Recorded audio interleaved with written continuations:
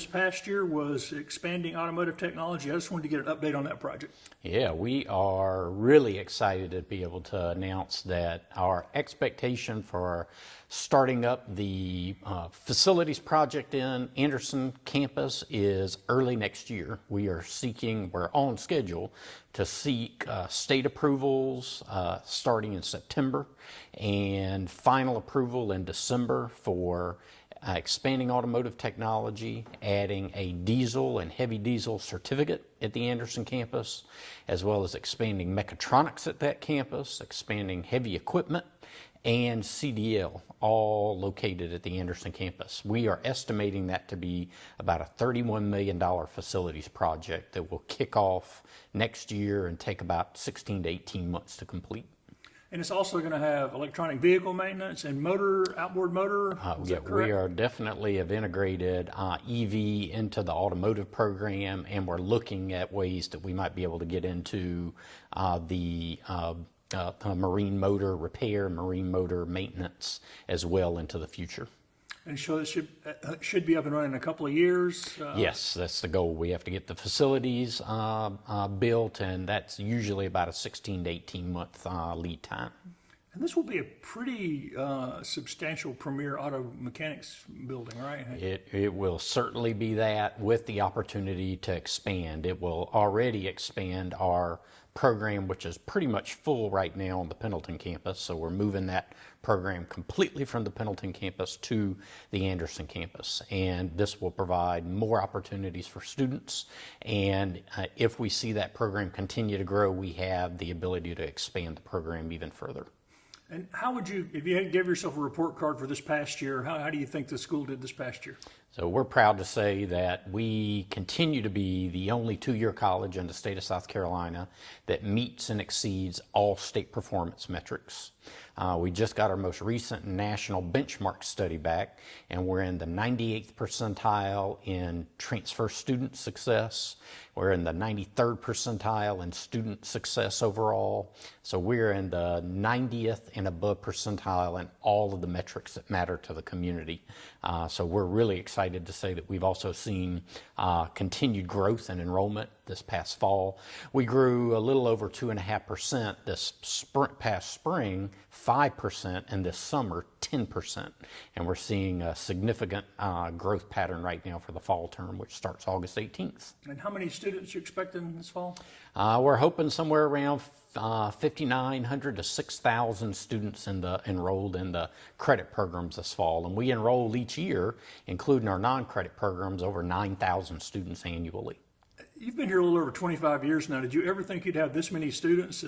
We certainly did not. When I started working at Tri-County in 1999, we had the Pendleton campus, and we had about a little over 2,000 students. And boy, we thought when we added one community campus in Anderson County that we were really growing, and nobody would have ever expected to see the type of growth and the type of vibrancy that we see in all of the campuses and all the communities that we serve. And anybody who's visited the campus, they notice construction. Tell people about the new building. Yeah. So we've got a new facility coming on board right now. We just finished and opened up for students this spring a renovated and expanded Oconee Hall, increased the number of classrooms, created a terrace for students, much better learning environment for students. And building on those learnings, we were able to demolish our original building, Pickens Hall, that was built in 1963, I believe. And we are under construction right now, running ahead of schedule. Steel is going up, so people driving by the campus will see crane up there erecting steel. We're planning to have our topping out ceremony on August 14th. And so we're moving right along. That new building will be available for the spring of 2027. Moving into, that will have programs like cybersecurity, expanded business administration. Our IBEST programming will be in there for manufacturing and healthcare. So a lot of vibrant programs to be offered in that building. What areas are seeing the most rapid growth? What programs? So of course, when you get into engineering and industrial technology, we continue to see strong enrollment in mechatronics, which is a high need area throughout the throughout all of our service areas, but particularly in Anderson County, where Anderson continues to experience strong growth in manufacturing. So we're doing a good job in meeting that need, but we know we can do better. So we're continuing to expand that program out. In healthcare, proud to say that we've got a great partnership with ANMED, and we have added just a few months ago a physical therapy assistant program that will start up in about a year and a half. ANMED and Elite Physical Therapy have gone into a joint venture together to expand physical therapy services to the community, and Tri-County is proud to be a partner in providing that workforce need in the area, because those students that will graduate will earn a minimum of the $58,000 a year, and that's really on the low end. The median earnings are in the mid-60s a year for that program for physical therapy assistant that will start up in about a year and a half once we get all the accreditations done. And then we're looking at ways to expand nursing, because nursing, of course, is a huge high-need area, the largest program in healthcare that we have, and we want to continue to be able to grow that program. So we're working with ANMED on that as well. Any other new programs?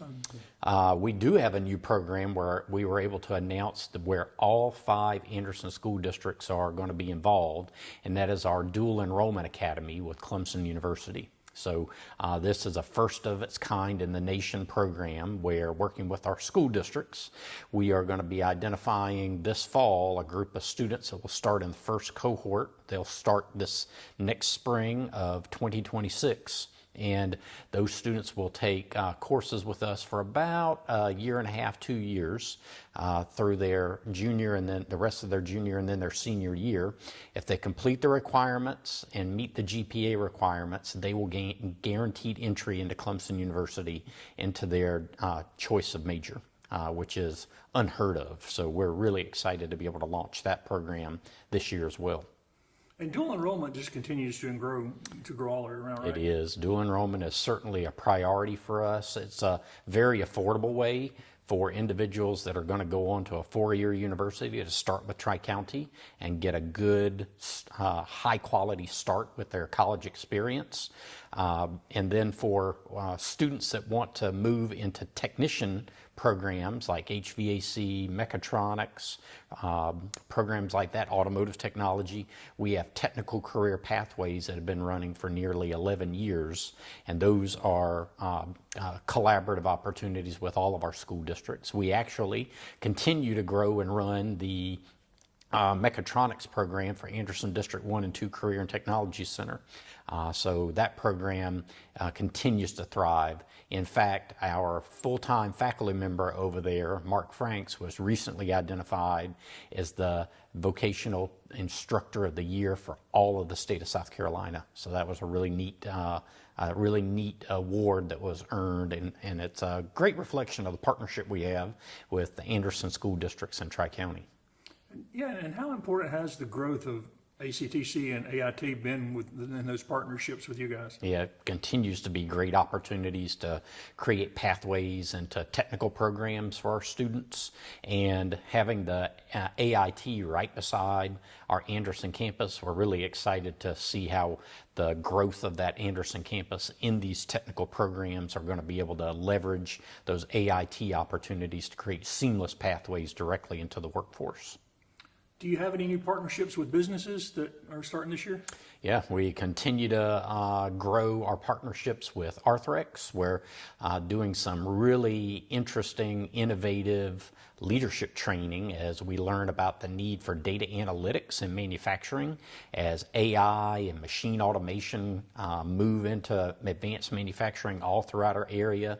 We've got great industry partners like Arthrex, where we're working to create some upskilling for leaders in that area. We're looking to create some new scholars programs with Arthrex, and we continue to grow our Manufacturing Works program for high school students that are about to graduate, that partner with First Quality, Arthrex, and a number of others to be able to provide opportunities directly into the workforce. And these partnerships, they help inform what you and the board do when you are putting together y'all's plans, right? Absolutely. Everything is driven by workforce need, labor market need, and then advisory committee input, and they help us to make those decisions. What are some of the goals and objectives for the coming school year you and the board have identified? Yep.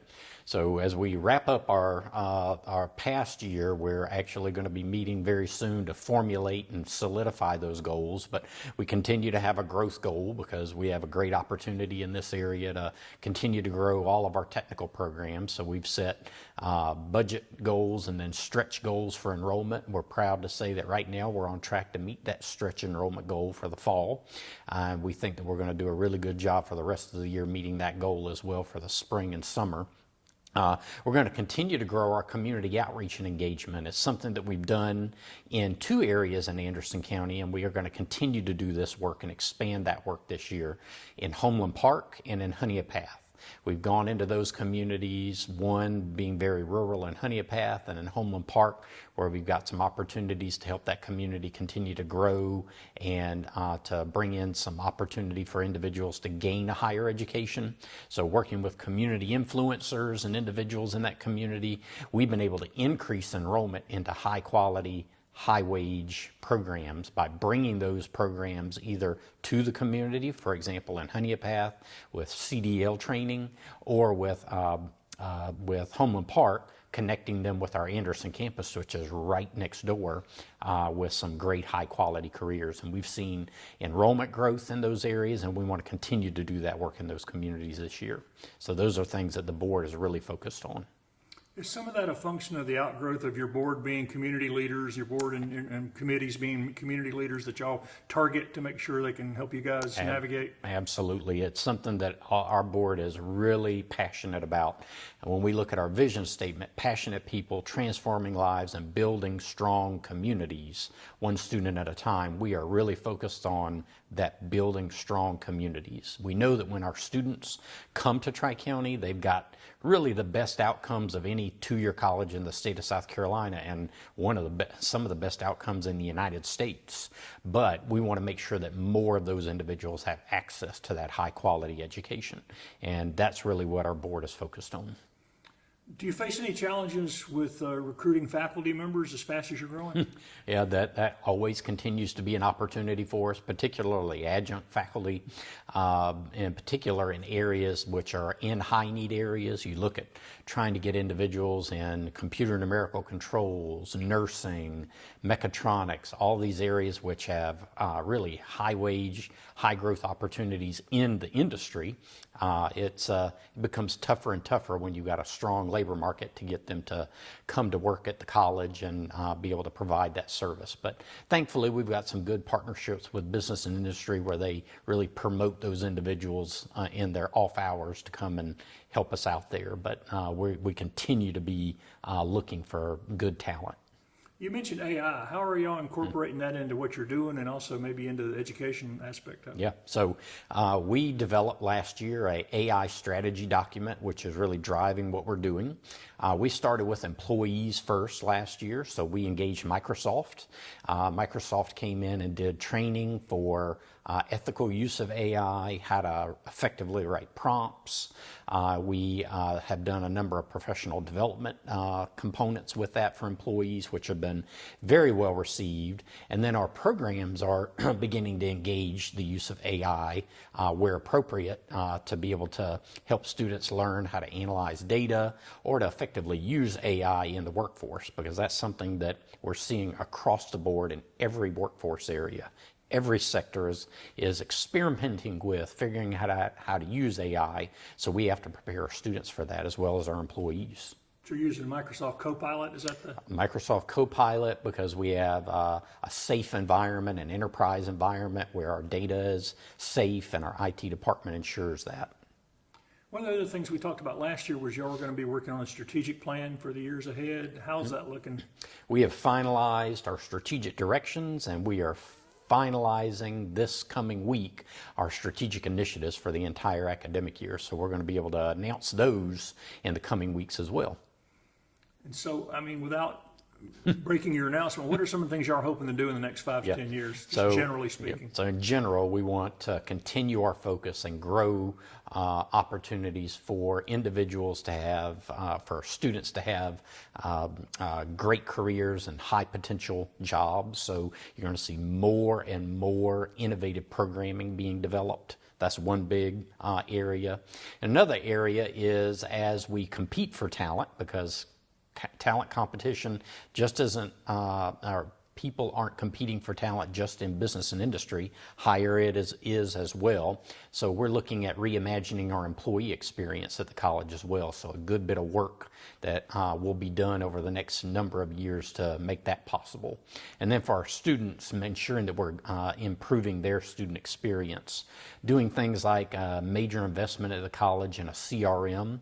Businesses use and industries use a CRM, or a customer relations management tool, to manage the relationships with their customers. We have adapted that for our students. So we are implementing right now a retention suite for our students that will seamlessly help our students to ensure that they are continuing their education at Tri-County in a very customized way of things they need to do next, and also alert our employees when students run into trouble in a more predictive way. So we're integrating, or looking at the integration of AI into that as well.